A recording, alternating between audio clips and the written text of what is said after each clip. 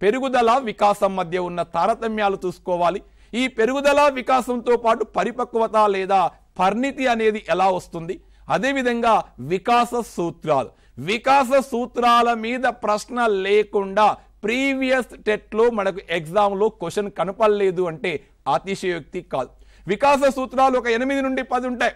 వికాసం క్రమానుగతమైనదని, వికాసం సంచితమైనదని, వికాసంలో వైయక్తిక భేదాలు ఉంటాయని, వికాసం పరస్పర చర్య అని, వికాసం ఏకీకృత మొత్తం అని, వికాసాన్ని అంచనా వేయవచ్చు అని. అంటే ఒక వికాస సూత్రాలు మీరు నేర్చుకున్న సందర్భంలో ఉన్నది ఉన్నట్టు బట్టి పడితే, మళ్ళా చెప్తాను, కాంపిటేటివ్ ఎగ్జామ్లో మనం రాసేది వ్యాసం కాదు. ఎందుకంటే ప్రశ్న అక్కడనే ఉంటుంది, 4 ఆప్షన్స్ అక్కడనే ఉంటాయి.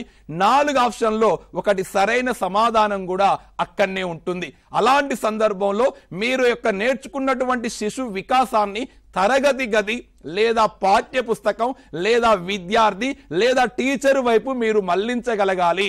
మీరు మళ్లించగలిగినప్పుడు మాత్రమే మీరు ఎగ్జామ్లో సరైనటువంటి సమాధానాన్ని ఎంచుకుంటారు.